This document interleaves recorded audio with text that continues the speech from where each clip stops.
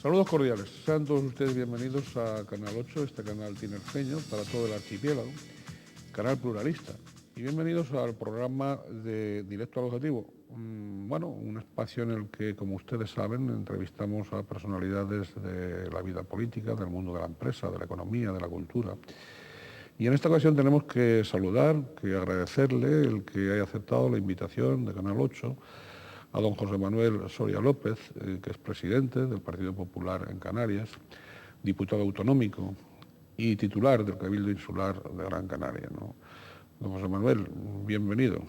Bien hallado, muchas gracias. Bien, tendríamos que recordar que el señor Soria, hemos sostenido con él con anterioridad dos entrevistas, esta es la tercera, en este mismo espacio. La primera a finales de octubre del 2003, la segunda a principios de este año, el 11 de enero del 2006, y esta, ¿no? En todas las ocasiones ustedes saben que el señor Soria no ha rehuido en absoluto ningún tipo de cuestiones que se le plantean. Y vamos directo al grano con él, no hace falta hacer ningún tipo de figuras literarias ni nada parecido, ¿no? Pues en eso de ir directos a los objetivos, tenemos que arrancar, don José Manuel, del caso Faicán, porque la actualidad es la que manda, ¿no? Caso Faicán de Telde, ¿no? ¿Y qué es lo que ha pasado realmente?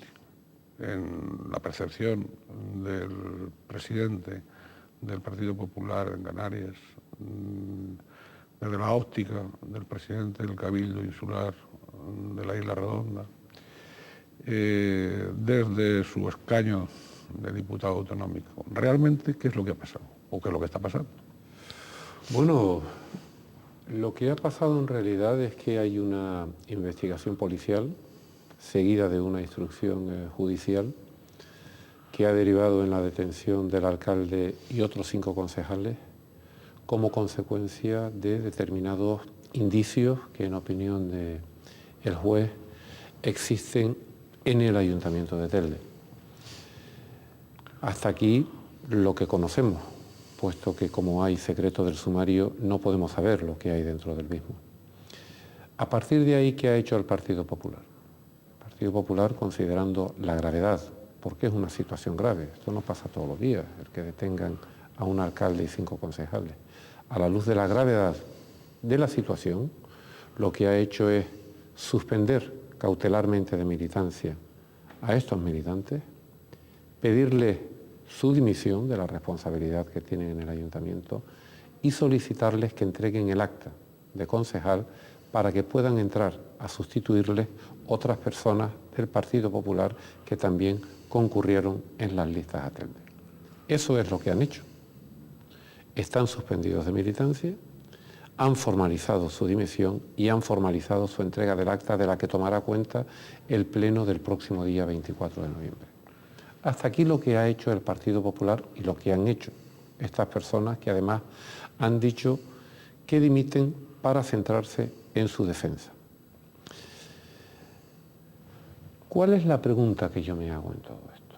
La pregunta que me hago es, ¿por qué otras fuerzas políticas, cuando están en una situación igual, similar o incluso peor, con militantes, con responsables políticos, con cargos imputados, a veces ya procesados, otras veces incluso condenados, ¿por qué no proceden de la misma manera que ha procedido el Partido Popular?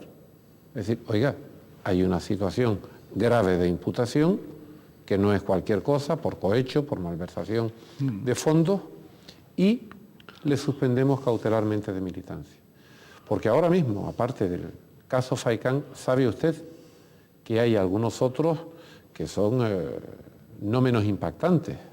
Por ejemplo, el caso eólico, cuyo sumario ya no está bajo secreto, ya es conocido, que tiene más de 6.000 folios, y donde aparecen personas imputadas con nombres y apellidos que no solo son del Partido Popular, sino de otros partidos, lo cual a mí no me consuela, no.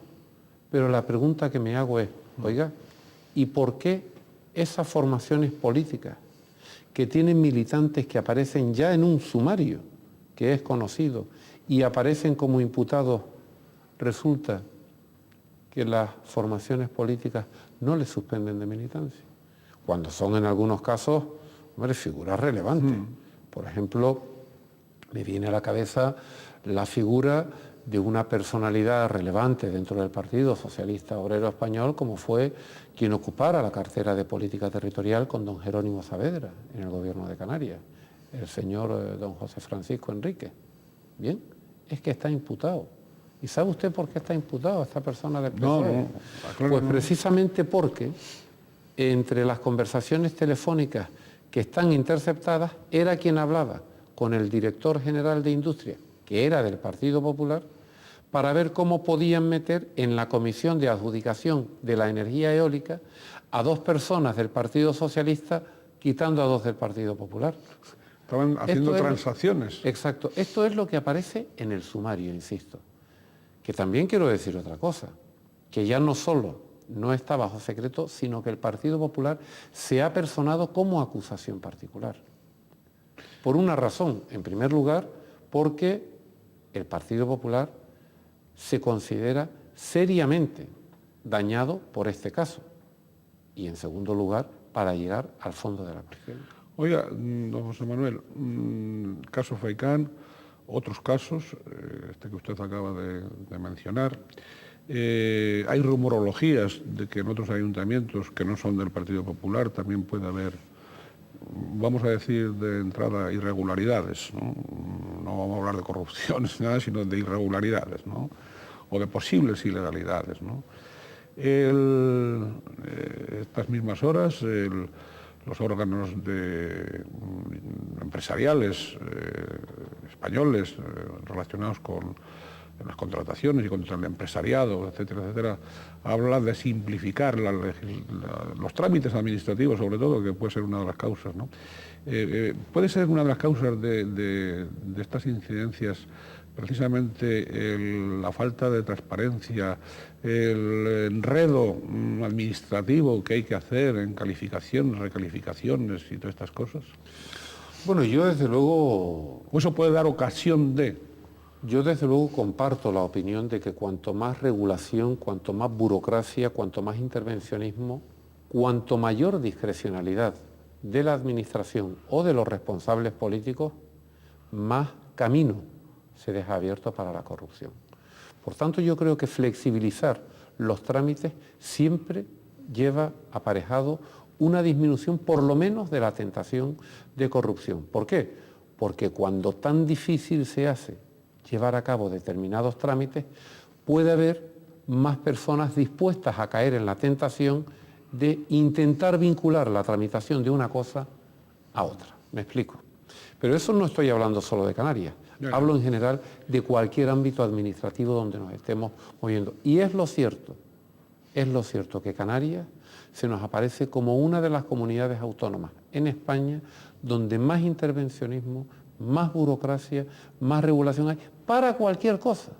Desde conseguir una beca, a conseguir una subvención para un camino agrícola, a conseguir una licencia de cualquier tipo de cosa, donde más burocracia hay, al punto de que al final se acaba aburriendo a muchos ciudadanos. Por tanto, esa hipótesis y esa línea de trabajo que usted apunta a mí no me parece mal.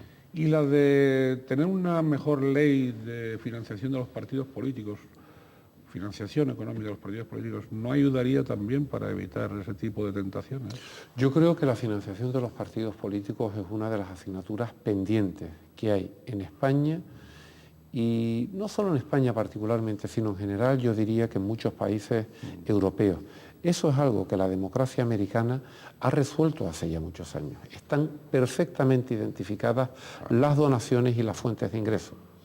En teoría, también aquí, porque sabe usted que la ley de financiación de partidos políticos prevé perfectamente cuál es el tipo de donaciones anónimas, los mecanismos, las decisiones de los consejos de administración que tienen que adoptarse para que pueda haber donaciones a los partidos políticos. Pero creo que el marco en España no es el adecuado para poder hablar de una total transparencia en materia de financiación. Y yo, desde luego, echo en falta esa mayor transparencia. Esa mejor ley. Oiga, y al hilo de lo sucedido en el caso Faicán, en Telde, hay algunas voces que dicen que como cuando surgieron, porque esto no surge de la noche a la mañana, hombre, de la noche a la mañana sí surgen las detenciones, ¿no? Sí, la orden del juez de detener. Pero, y sin hacer comparaciones con Marbella ni otros lugares, ¿no? Pero bueno, había un run popular, algunos rumores sobre ese asunto, ¿no? Desde tiempos atrás. No tenía que haber, es una pregunta que en algunos ámbitos se están planteando, que haber actuado el Partido Popular en el momento que se produce cualquier rumor de esa índole, intentar averiguar sobre la marcha, o ustedes tenían ya averiguado ese asunto.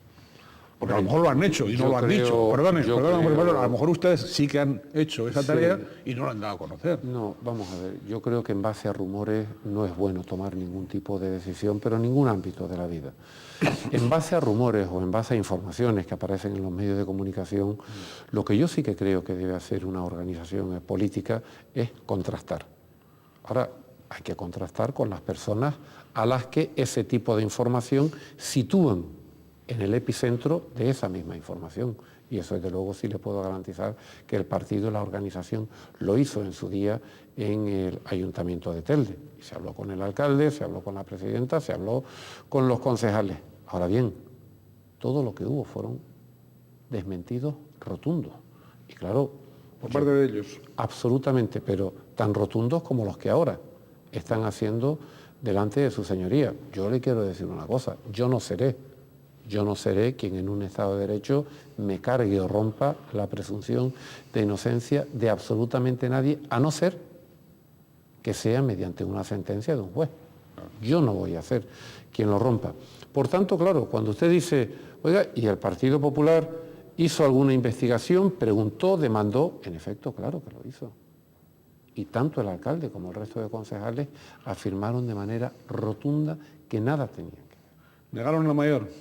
No, negaron absolutamente todos los hechos que ya en determinadas informaciones, como usted muy bien apunta, se iban señalando. Pero le diré otra cosa, ¿en cuántas ocasiones no ha visto usted también información relativa a otro ayuntamiento, a otra institución, a otro cabildo, al gobierno de Canarias, a una consejería, al gobierno de la nación? Pero insisto, yo creo que no se puede tomar decisiones en base a ese tipo de rumor o en base a ese tipo de información. Sí que hay que intentar accionar los resortes para contrastar. Ahora bien, si fruto de esa investigación usted llega a la conclusión de que efectivamente ahí no hay nada de lo que se dice, usted no puede culpar de esa manera absolutamente a nadie. Desde luego, a mí no me gustaría que lo hicieran conmigo, ni a usted le gustaría que lo hicieran con usted, ni a nadie. Por tanto, yo creo que tenemos que ser, extremadamente cuidadosos hasta que se produzcan, insisto, hechos graves, como los del otro día. Y una vez que se producen esos hechos graves, oiga, el partido toma cartas en el asunto y procede a la suspensión cautelar de militancia. ¿Por qué el PSOE, que tiene en sus filas personas, cargos, alcaldes, concejales, exactamente la misma situación, o incluso peor? Me viene al caso, a la cabeza el caso de un ayuntamiento de Gran Canaria, donde el alcalde está imputado por haber cobrado indebidamente dietas de dinero público por una cuantía cercana a los 900.000 euros. Yo no he escuchado al secretario general de los socialistas canarios pedirle el acta de concejal, ni de alcalde, ni que dimita, ni suspenderlo de militancia. ¿Ve usted lo que quiero decir? Hay un doble, un triple, un cuádruple rasero para tratar a las formaciones políticas según la que se trate. Y desde ese punto de vista, yo sí que puedo decir con absoluta claridad, porque es lo cierto. A nosotros no solo no nos pueden dar ni una sola lección de cómo responder ante este tipo de situaciones, sino que lo que demuestra la realidad es que el Partido Popular sí que puede darla, porque hemos demostrado que tomamos medidas cuando se conocen los hechos, no cuando se habla de los hechos, cuando se conocen los hechos. Oiga, don José Manuel, reconozco que es una pregunta delicada, pero que se exprese o no públicamente está en muchas mentes de muchos ciudadanos, ¿no? Así en términos generales, ¿podemos hablar de que el Poder Judicial tiene la debida independencia con respecto al poder político? Bueno, yo estoy absolutamente convencido que sí. Y en mi partido no hay absolutamente nadie que dude de la independencia del Poder Judicial en toda España y también en Canarias. Lo que me parece una temeridad mayúscula es lo que he escuchado estos días.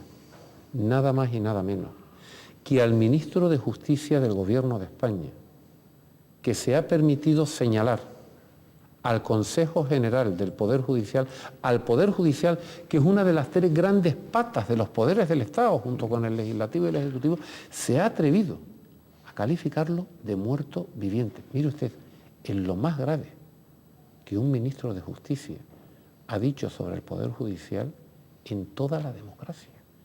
Y no ha pasado absolutamente nada. Le ha calificado de muerto viviente, un miembro de un poder del Estado a otro poder del Estado en su conjunto, y nada más y nada menos que aquel miembro del Gobierno que tiene entre sus funciones velar precisamente por la buena relación entre el Ejecutivo y el Poder Judicial. Mire usted, yo confío plenamente en el Poder Judicial, en los jueces y en la justicia. Y me podrán gustar más o menos los fallos de los jueces, pero los acato. Y los acatamos en el partido. Y si no nos gustan, los recurrimos.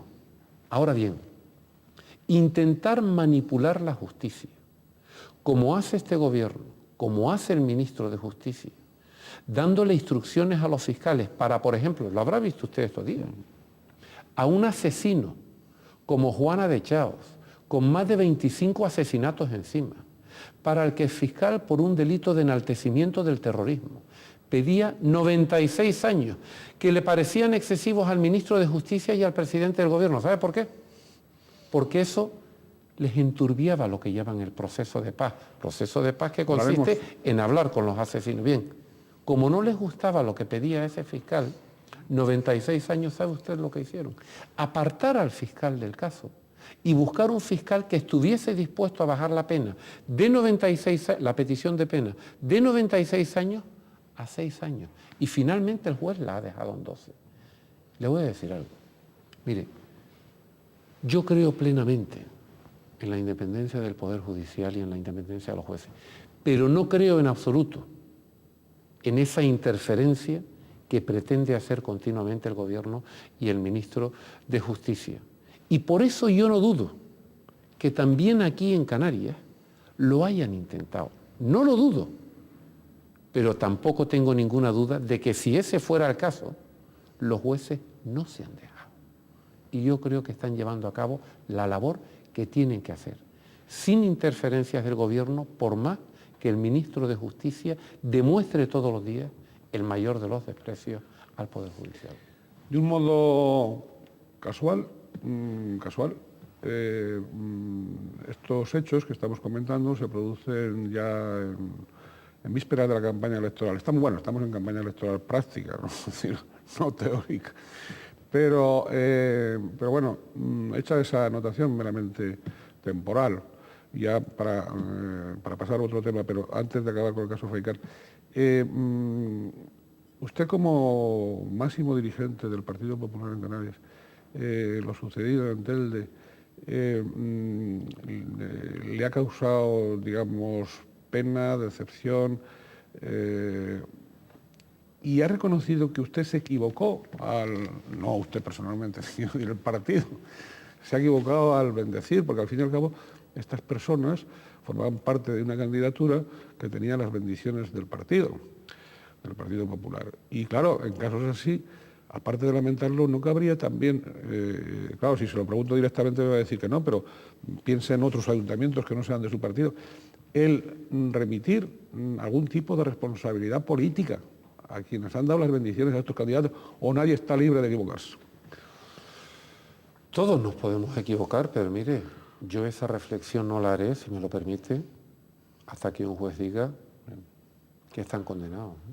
Bueno, yo no voy a hacer esa reflexión antes, porque yo creo que si creemos en el Estado de Derecho, hay que creer para todo. Para decir que la actuación de los jueces debe ser independiente, para decir que los fiscales también, aunque tengan una dependencia orgánica y funcional del Gobierno de la Nación, también tienen que actuar con la debida independencia, y también para no levantarle nunca a nadie la presunción de inocencia. ¿Usted teme que esto tenga consecuencias en los resultados de las elecciones próximas, sobre todo en Telde, claro? Pues mire, le voy a hablar con franqueza, no. ¿Y sabe por qué no lo temo? Porque una cosa es que se den este tipo de situaciones, cuidado, a nivel de presunción, como estamos ahora, y el partido a quien le afecta intente poner un manto encima de ella, taparla, escurrir el bulto, que es lo que ha hecho tradicionalmente el Partido Socialista Obrero Español. Y otra cosa bien distinta es que ocurran y el partido tome la iniciativa y diga, no señor, nosotros aplicamos los mecanismos previstos en el reglamento del partido, se suspende de militancia, se pide el acta y se pide la dimisión. Y eso yo creo que estará conmigo si le digo que en cuanto a la actuación de otros partidos, permítame decírselo, es simplemente ejemplar. Bien, vamos a retomar, a recobrar algunos de los rasgos personales y profesionales de don José Manuel Soria. Don José Manuel Soria, que nació en Las Palmas de Gran Canaria hace 48 años. Sí. 48 años. Bien, a los 22 años ya era licenciado en Ciencias Económicas y Empresariales, trabaja en la Embajada de España en Venezuela, es conocedor directo desde entonces, después ocupa otra serie de cargos, algunos comentaremos, pero conoce desde entonces al país hermano. Y yo quería preguntarle un poco, con ese conocimiento que usted ha tenido y después con sus visitas, ¿cómo describiría usted la evolución en las realidades sociales y políticas de Venezuela? ¿Qué tipo de evolución hay? Porque después le voy a preguntar, al hilo de ese marco que usted describa, si las políticas española y canaria, con los emigrantes isleños sobre todo, sin meternos a gobernar un país que no es el nuestro. Pero primero, la evolución de ese país, tanto desde la perspectiva social como desde la perspectiva política. Usted que vivió allí en otros tiempos que no son estos. Sí, bueno, yo estoy seguro, en fin, yo viví en Venezuela, en efecto, fue mi primer trabajo, lo tuve nada más finalizar la carrera, que fue una beca que me dieron para hacer estudios de mercado basado en la Embajada de España en Venezuela, que era donde yo tenía mi lugar de trabajo. Hacer estudios de mercados con el objeto de intentar una mayor penetración de productos españoles en los mercados venezolanos, pero también de la parte del Caribe, pues de Aruba, Curazao, Bonaire, Trinidad, Tobago, en fin. Una experiencia interesantísima. Yo estuve allí en los años 80 y 81, ¿no? Yo estoy seguro que muchos de los venezolanos que nos estarán escuchando ahora, porque sé que hay muchos que han vuelto y que vivieron en Venezuela en aquellos años, recordarán que el bolívar estaba a 4.30. Aquello era una época absolutamente distinta a la que ahora se está viviendo, ¿no? A mí Venezuela fue un país que me impactó muchísimo, porque yo, de verdad, de cuantos países conozco en el mundo, dudo mucho que haya alguno donde mayor caudal de riqueza natural Dios haya dado, ¿no? Pero ya no es solo el tema del petróleo, es el tema de la riqueza paisajística de las playas, el clima magnífico que tienen, los minerales, la bauxita, el hierro, en fin. Yo recuerdo que los venezolanos que tienen esa capacidad para hacer incluso humor sobre ellos mismos decían, hombre, es que aquí Dios nos dio todo y al final para compensar dijo, y ahora los venezolanos. Y no es verdad, porque de mi experiencia son gente maravillosa, pero yo creo que con un gran infortunio, que ha sido que yo creo que no han tenido buenos gobernantes para encauzar todos esos recursos y todo ese potencial para poder haber sido una enorme potencia económica, social, no solo en el continente iberoamericano, sino en toda América y en el mundo. Ahora la situación es una situación francamente deplorable, ¿no? Porque, bueno, por todas las noticias que conocemos, las veces que hemos ido a lo largo de todos estos años, vemos que el régimen chavista lo que se ha instaurado es en un populismo atroz que yo creo que lleva al país a un retroceso y que solo está viviendo gracias a un petróleo a $70, ¿no? Con la cantidad ingente de ingresos que eso genera. Yo no pierdo la esperanza, yo creo que Venezuela debe ocupar el lugar en Latinoamérica, el lugar en el mundo que le corresponde, que es un lugar de relevancia. Hay gente muy buena, hay gente muy trabajadora, hay gente que quiere sacar el país adelante y yo espero que eso pueda ser así en el futuro. Política española y política canaria con respecto, sobre todo a los emigrantes isleños, Mire, yo creo que son muchos. Que fundamentalmente la política del gobierno de Canarias con el emigrante canario en Venezuela, con los isleños en Venezuela, ha sido una política de caridad, una política caritativa y no ha sido una política que ha ido directamente a la raíz de los problemas para intentar solucionar el más grave de los problemas que hoy tienen los emigrantes canarios en Venezuela, que es cómo salir de aquí, cómo tener una oportunidad, cómo volver a mi tierra. Eso no se está haciendo. Se está intentando pues paliar con parches, con los reiterados viajes que hacen miembros del gobierno de Canarias, miembros de Coalición Canaria, pero a repartir limosna como si fuera el tío Sam. Yo creo que esa no es la solución. La solución es realmente abordar un gran plan del emigrante canario en Venezuela para que realmente puedan volver a tener esperanza y puedan volver a tener una oportunidad. Eso no se arregla con un sancocho, eso no se arregla con una fiesta, eso no se arregla con un timple, todo lo cual está muy bien. Eso se arregla, insisto, analizando y dando solución a los verdaderos problemas. Don José Manuel, los emigrantes isleños en Venezuela y en general en el mundo iberoamericano nos llevan a los flujos de inmigrantes hacia Canarias, ¿no? Por asociación de ideas. Hemos hablado... Vamos a empezar por la ley de residencia. Esa pretendida ley de residencia que, como usted muy bien sabe, pues ha propuesto Coalición Canaria, me parece, o está proponiendo. ¿Qué opina usted? Permítame decirle que es un disparate, ¿no? El pretender arreglar los problemas internos que tiene Canarias, limitando el acceso de otras personas aquí, es un absoluto disparate. Cuestión distinta es que quienes quieran venir tienen que venir de una manera legal, regular, de una manera ordenada y no de esta manera traída por la regularización masiva que ha hecho el gobierno socialista, por cierto, con el apoyo de Coalición Canaria, que ha derivado en la mayor tragedia humanitaria que hemos visto nunca en las costas canarias. Lo hemos visto aquí en Tenerife, lo hemos visto en La Gomera, en El Hierro, en La Palma, en Gran Canaria, en todas las islas del archipiélago. Mire, yo soy de los que piensa que no hay mayor riqueza que pueda tener una sociedad que su gente, las personas, el capital humano, pero claro, para eso tiene que estar muy bien encauzado. La educación tiene que funcionar el sistema educativo. ¿Qué ha pasado con la educación estos últimos 10 años en Canarias? Pues nos ha situado a la cola del nivel educativo en toda España, que a su vez está entre los países más atrasados en esta materia y los primeros en fracaso escolar de toda la OCDE. En fin, yo creo que es encauzable, pero desde luego aprovechando todo ese potencial de gente.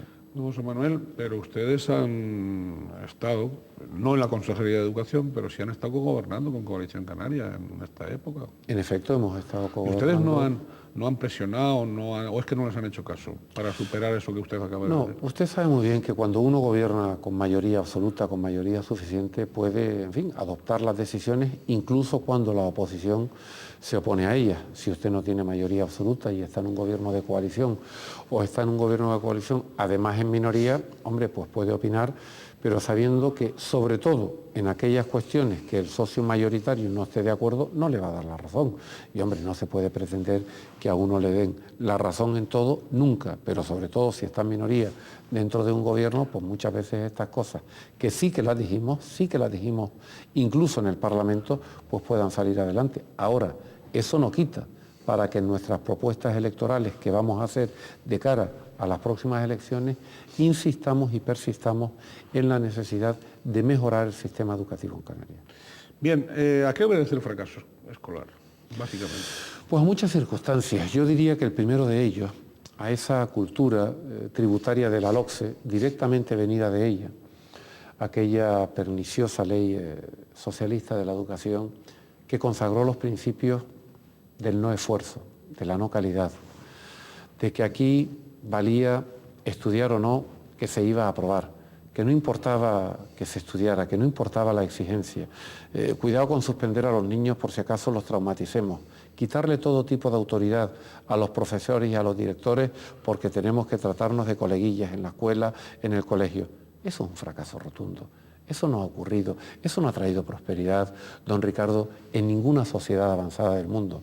Porque no es verdad que la educación sea una institución donde, hombre, aquí nos podamos tratar de tú a todo. Yo también sueño, como ha dicho Sarkozy en Francia, como ha dicho Tony Blair en Reino Unido, yo sueño con un colegio donde cuando entra el profesor los alumnos se pongan en pie, porque eso también es parte de la educación. Y lo hicimos usted y yo, cuando no hace muchos años todavía, sí. Estudiábamos, y créame, no le veo traumatizado por ello, creo que usted a mí tampoco. No, es que no le veo nada traumatizado, pero le diré otra cosa. Es que yo creo en la cultura del esfuerzo. Creo que tenemos que inculcar a nuestros jóvenes que no hay nada que merezca realmente la pena en la vida, que no que cueste esfuerzo. ¿Sabe usted por qué? Porque si eso no se inculca desde pequeño, es posible que luego, cuando uno tiene 20, 25 o 30 años, diga, qué frío hace fuera, yo me quedo aquí, en la casa de mis padres, que es donde estoy bien. Y el sacrificio que han hecho los padres durante toda una vida. ¿Me entiende usted cuáles son las consecuencias de todo? Perfectamente. Estamos hablando de valores casi siempre permanentes, se quiera o no reconocer. Es que no cambian. Claro, y también de una asignatura que usted no sé si se acordará, aunque usted es más joven, que se llamaba algo así como normas de urbanismo, de urbanidad. En esa yo no la cogí. No la cogió, yo sí. Y entonces, donde se impartía docencia, enseñanza, se transmitía, precisamente ese tipo, ese levantarse cuando entra un profesor, es decir, cuestiones básicas de educación en la relación con los demás y en la relación con uno mismo también, ¿no? Es decir, eso es muy importante y es muy importante recuperarlo. Volvemos a los flujos migratorios. ¿Qué opina de lo que ocurre con los menores no acompañados? ¿Usted cambiaría la legislación actual? Eso de que no se puedan mover de aquí, etc. Claro, es que hasta hace 2 años los menores no acompañados que traían las mafias y traían las organizaciones criminales podían ser repatriados para proceder al reagrupamiento familiar de ellos, porque había una circular del fiscal general del Estado a todos los fiscales de España para que ese reagrupamiento pudiera llevarse a cabo. Esa circular fue derogada por el Gobierno, por el nuevo fiscal general, por instrucciones directas del Gobierno y del ministro de Justicia. ¿Y qué han hecho las mafias? Han dicho, bueno, si los menores no acompañados se van a quedar todos en España, vamos a especializarnos en la entrada de menores inmigrantes. Y hemos pasado de 250 menores inmigrantes en Canarias a más de 900, con un problema tremendo, porque eso sí que son plazas muy especializadas, requieren una atención especial. Y por lo tanto, sí, yo soy partidario de cambiar otra vez la legislación en esa materia. Oiga, señor Soria, vamos a ver, usted sabe que estos días atrás, en la 16ª cumbre iberoamericana de Montevideo, el llamado compromiso de Montevideo, se especifica, se concreta en ese eslogan, migrar no es delito, migrar no es delito. Y usted se ha dicho que siendo alcalde de Las Palmas, usted lo habrá oído muchas veces, pero se ha dicho, 1995, ¿no? Al 2003, 8 años. Sí. Que tenía un arte especial para enviar para la península y limpiar el Parque Santa Catalina y otros lugares de Las Palmas para que no se viese a los emigrantes. ¿Eso era verdad o no? ¿O esa es una leyenda que le han atribuido? En los términos en los que usted lo ha expresado, pues no es cierto, porque no se trataba de ningún arte ni de ninguna habilidad especial. Se trata simplemente de una circunstancia que se dio en octubre del año 2000, en la que permanecían en el Parque Santa Catalina por un periodo de más de 9 meses, aproximadamente unos 120 inmigrantes, que dormían, comían, hacían sus necesidades y todo en el Parque Santa Catalina. Bien. Yo reiteradamente le reclamé al entonces secretario de Estado para la Inmigración, que por cierto era de mi partido, le reclamé insistentemente una solución para estos inmigrantes que además me pedían, como alcalde de la ciudad, que les ayudara a llegar a Madrid para poder acercarse a sus respectivas legaciones diplomáticas y consulares y poder habilitar una, legalización de su situación. Como quiera que el entonces secretario de Estado para la Inmigración no prestó atención a aquellas demandas que yo le hacía como alcalde, yo desde el ayuntamiento, los servicios sociales, ayudaron a estas personas a situarse en Madrid. Aquello fue lo que pasó.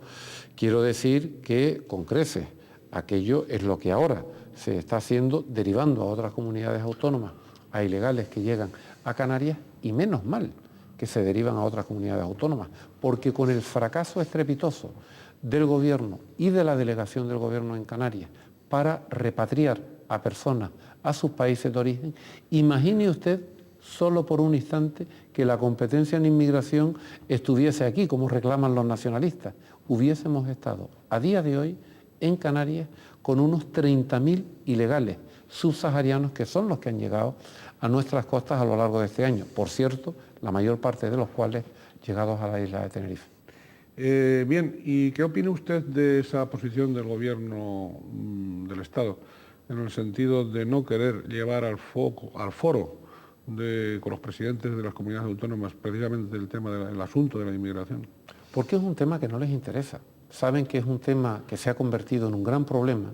Saben que cada vez que se habla de inmigración ilegal, todo el mundo apunta hacia el gobierno del señor Rodríguez Zapatero por los disparates tan grandes que ha cometido en materia de inmigración y por tanto quieren sacarlo. Lo tocarán por encima, como verá usted, en ese foro. A mí me gustará ver si realmente Coalición Canaria va a mantener al final su posición de no acudir a la conferencia de presidentes si no se trata específicamente este tema de la inmigración ilegal, porque por lo menos lo ha anunciado el presidente de Coalición Canaria, don Paulino Rivero, pero no sé si en esta ocasión van a cumplir lo que realmente dicen, que es hacerse, entre paréntesis, perdone que le diga, el valiente aquí en Canarias con el señor Rodríguez Zapatero y después ir allí como angelitos a la mesa del señor Rodríguez Zapatero para sacarse la foto, darle palmaditas en la espalda y decirle que todo está bien, tal como han hecho en otras ocasiones. En los gobiernos anteriores de los presididos por el señor Aznar, del Partido Popular, ¿eran también angelitos? Pues yo creo que la gran diferencia entre la etapa del gobierno de Aznar y la etapa del gobierno de Zapatero con Canarias es que Aznar nunca tuvo la necesidad de que en ninguna parte de España hubiese nacionalismo para dar respuestas a los problemas de esas partes de España, incluyendo Canarias. Porque fíjese usted qué diferencia. Los nacionalistas son los mismos. Antes apoyaban parlamentariamente, en algunas cosas, en otras no, al gobierno de Aznar y ahora apoyan en todo al gobierno de Zapatero. Diferencia importante. Antes el gobierno de Aznar invertía en Canarias, ahora el gobierno de Zapatero no. ¿Cree usted que lo hacían antes por el apoyo de los nacionalistas o porque el gobierno de Aznar efectivamente conocía, sabía y quería solucionar los problemas de Canarias? En la primera etapa del gobierno de Aznar, el primer gobierno de Aznar sí que necesitó apoyos. Necesitó apoyos parlamentarios, yo creo que se gestionaron muy bien y fruto de ello fue que la sociedad española, también aquí en Canarias, le otorgó una amplia mayoría absoluta en el año 2000. Oiga, vamos a hacer otro quiebro. Hay que recordarles a todos ustedes que don José Manuel Soria también tuvo una etapa profesional como técnico comercial y economista del Estado, que es... tuvo funciones en el Ministerio de Comercio y luego incluso fue asesor. Fue asesor, iba a decir ministro, pero no. Lo de ministro podemos hablarlo luego si nos queda tiempo. Fue asesor del ministro de Economía y Hacienda, que entonces era el socialista, el señor Solchaga. ¿Usted en esos asesoramientos se limitaba a orientaciones técnicas o también políticas a un socialista? No, digamos que, como usted ha dicho muy bien, ¿no?, en mi condición de miembro del Cuerpo de Técnicos Comerciales y Economistas del Estado, al que accedí en el año 1984 de una oposición que me costó, sí, la verdad es que muy dura, ¿no? Pues ¿No tuvo manguitas ni nada? Yo tuve, no, afortunadamente, yo creo que en estos cuerpos del Estado y en general, ¿no? Este tipo de oposiciones, o uno va del nivel o no entra, ¿no? Yo tuve la fortuna, en fin, en poco tiempo, relativamente en 2 años, entrar. Y entonces, en mi condición de técnico comercial y economista del Estado, pues tuve muchas responsabilidades durante los años que estuve en activo en el Ministerio. Pues tuve la responsabilidad del Servicio de Comercio Exterior de productos siderometalúrgicos, de productos agropecuarios, fui jefe del gabinete del secretario general de Comercio y luego también tuve una etapa de vocal asesor para relaciones internacionales e instituciones multilaterales del ministro de Economía y Hacienda, que entonces era Carlos Solchaga. Son puestos eminentemente técnicos a día de hoy. Los compañeros míos, técnicos comerciales del Estado, que están con el ministro Solbes, pues cada uno piensa allí, cada uno tiene el pensamiento que estima oportuno, porque insisto que son puestos de un gran nivel administrativo, porque son el máximo nivel 30, pero que responden puramente a consideraciones técnicas. Sí, don Manuel Soria también ejerció docencia en el Centro de Estudios Comerciales de Madrid, concretamente en macroeconomía y en economía internacional, ¿no? Me parece.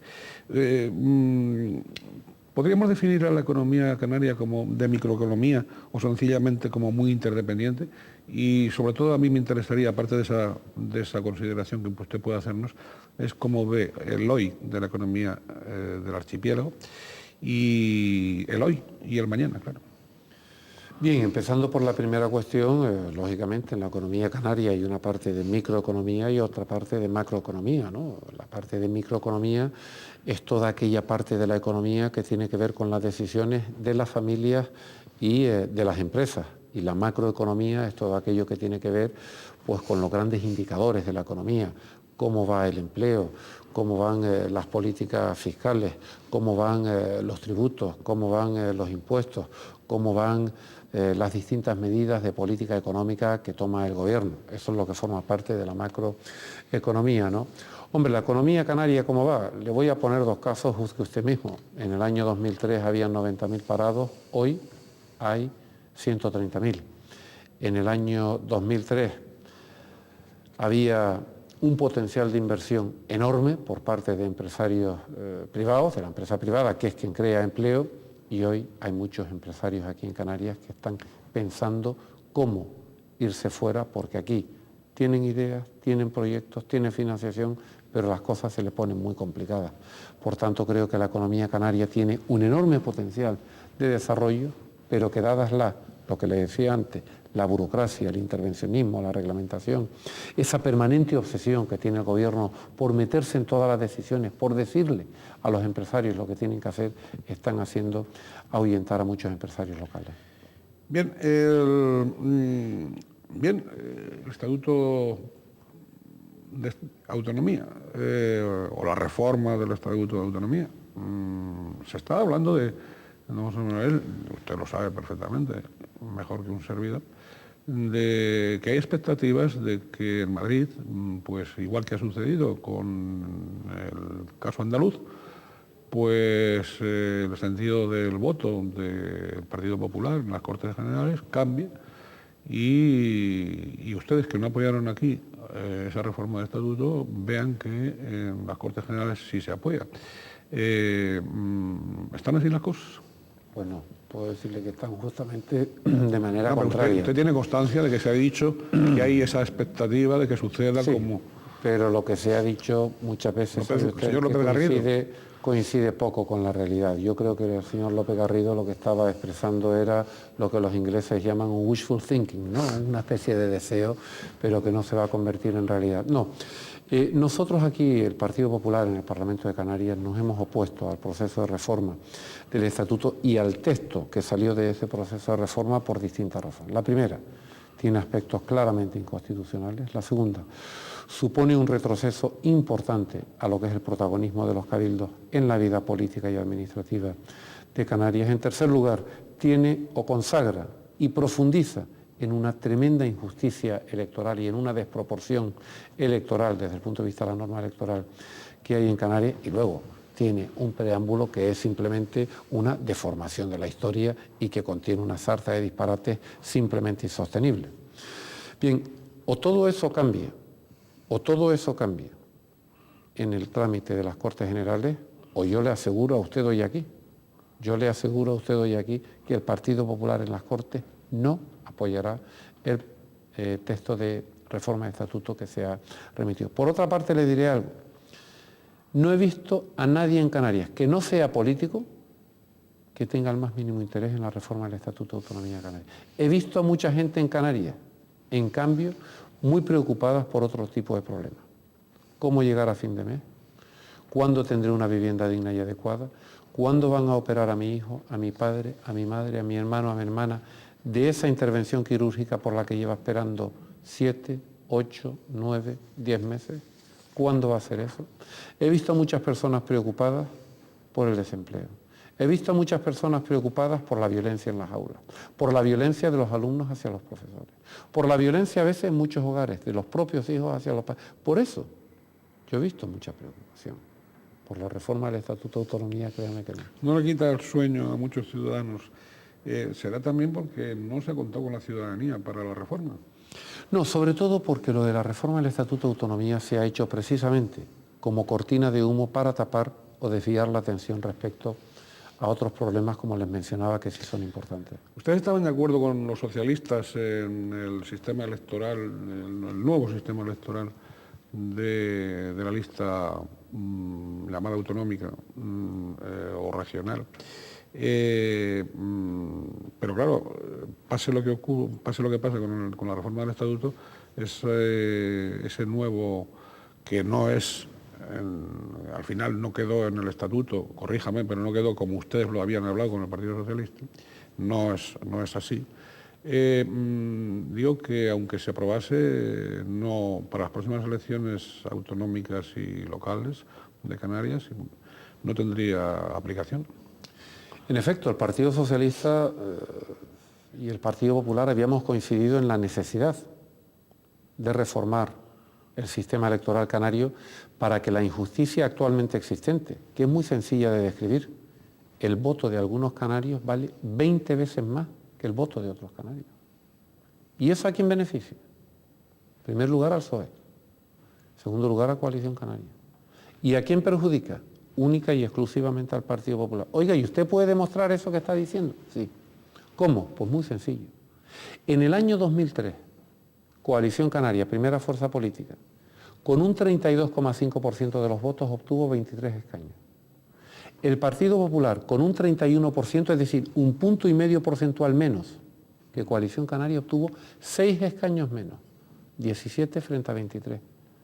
Y el Partido Socialista, con un 25%, 6 puntos menos porcentuales que el Partido Popular, 50.000 votos menos, obtiene el mismo número de escaños, 17 y 17. Responda. Sí. ¿A quién le beneficia y a quién le perjudica? Por eso el Partido Socialista decía que sí a la reforma, pero de boquilla. A la hora de la verdad, dice, pero hombre, ¿cómo vamos nosotros a plantear un cambio en algo que es lo que nos está dando oxígeno en Canarias? Porque el Partido Socialista tuvo, y yo creo que va a seguir teniendo muy pocos apoyos en términos de ciudadanos.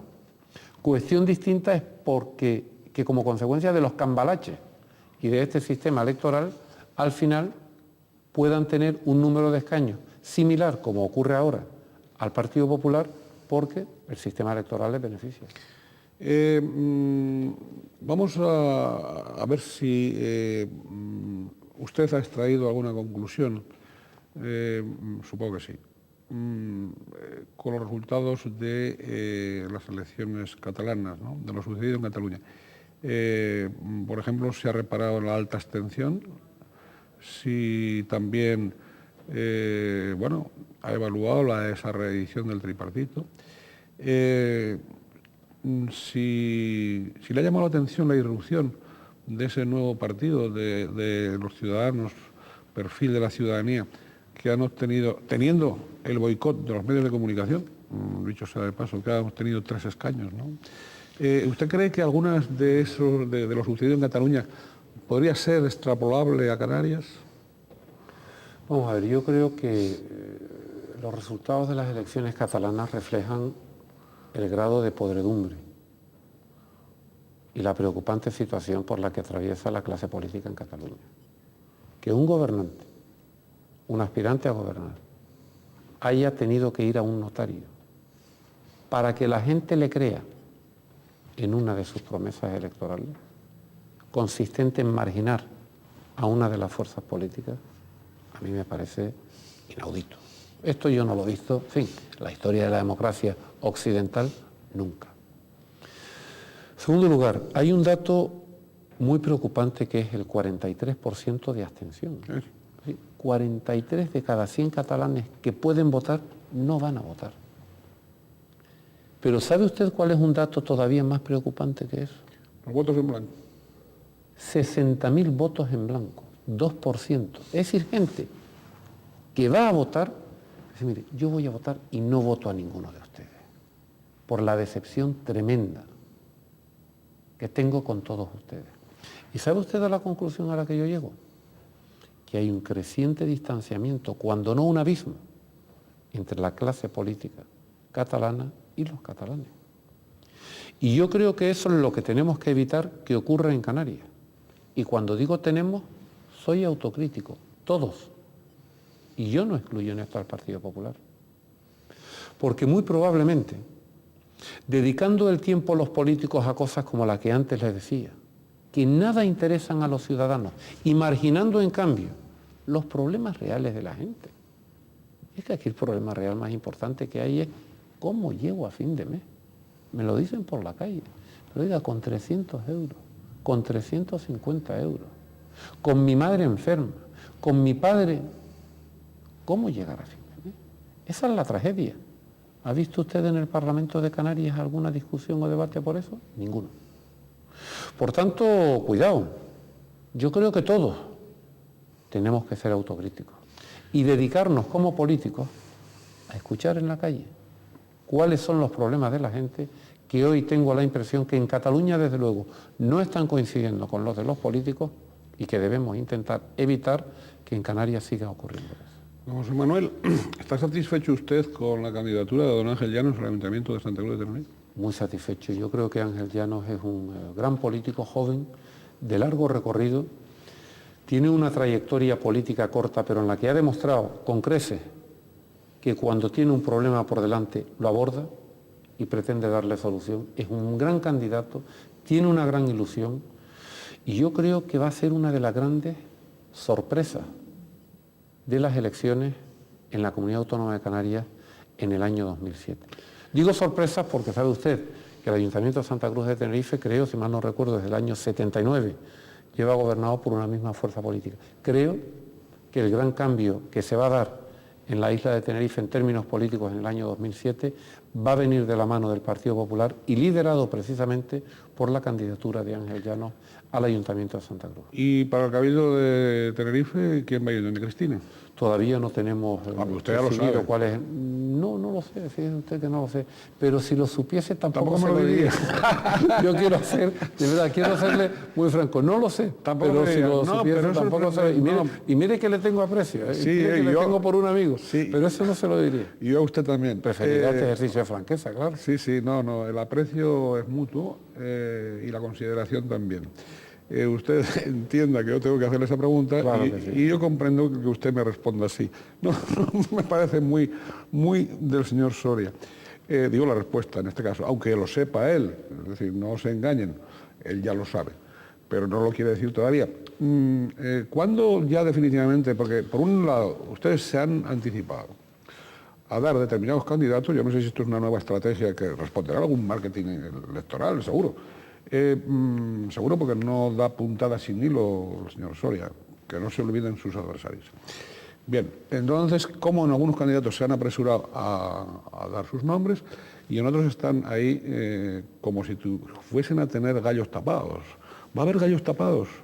No, es mucho más sencillo que todo eso. Nosotros tenemos una costumbre que es verdad, que nos siguen otras fuerzas políticas, que es hacer las cosas por su orden y cuando toca, ¿no? Y entonces pues se han designado por parte de los órganos correspondientes una serie de candidatos, entre los cuales está Ángel Llanos a Santa Cruz de Tenerife, está Pepa Luzardo a Las Palmas de Gran Canaria, y luego a los cabildos no hemos seleccionado a ningún candidato. Es decir, no es una excepción que no esté nominado el candidato o candidata al Cabildo de Tenerife, sino que eso es lo que ha ocurrido en todos los demás cabildos. Muy bien, se nos ha ido el tiempo, pero yo no quisiera acabar la entrevista. Tendremos posiblemente otras antes de mayo del 2007. Pero yo no me quería quedar con las ganas, y espero que eso sí me lo conteste, de preguntarle a don José Manuel Soria si al término de las elecciones y en función de los resultados de mayo del 2007, estaría el Partido Popular en Canarias dispuesto a cogobernar. ¿Con quién? ¿Con Coalición Canaria o con el PSOE o con los dos?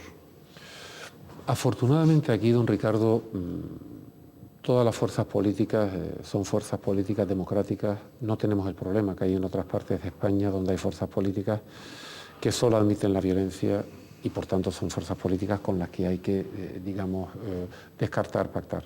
Afortunadamente aquí, yo por lo menos no participo de esa podredumbre que otros hacen gala, como en Cataluña, es decir, yo en notario me comprometo a no pactar con... No. Yo, en el caso de que ningún partido obtenga mayoría, en el caso de que el Partido Popular no obtenga una mayoría suficiente para gobernar, desde luego, pues intentaremos hacer pactos para gobernar. Sí le digo una cosa clara. Teniendo en cuenta lo disparatado de la ley electoral aquí en Canarias, si la noche electoral el Partido Popular tiene un voto más que otra fuerza política, esa misma noche yo tomaré la iniciativa, Dios mediante, de formar el gobierno. ¿Y a quién preferirá, coalición o al PSOE? ¿O lo del PSOE es imposible? No, imposible no hay ¿Madrid nada. les podría decir que es imposible? No. Además hay supuestos en otras partes de España donde se dan pactos entre el Partido Popular y el PSOE. Hombre, es complicado. En primer lugar, por el propio escenario de la política nacional en el que estamos. Luego, tampoco es que el candidato sea, pues digamos, lo más adecuado para llegar a un pacto con él, al menos en lo que le conozco, ¿no? Pero yo creo que ese tipo de cosas hasta la noche electoral, yo al menos no me voy a pronunciar. Y de aquí a la noche electoral, nuestro único pacto con los canarios. Bien, pues iba a preguntarle yo por el señor López Aguilar, pero no hace falta ya, al hilo de esta última respuesta. A buen entendedor. Don José Manuel, ¿usted quiere añadir algo? Nada más, muchas gracias, encantado, ya sabe que estoy a su disposición cada vez que se me invite para participar en esta amena tertulia. Pues muchísimas gracias a don José Manuel Soria y también gracias a todos ustedes, deseándoles, como siempre, que procuren ser felices en la medida de lo posible, como siempre. Cuídense.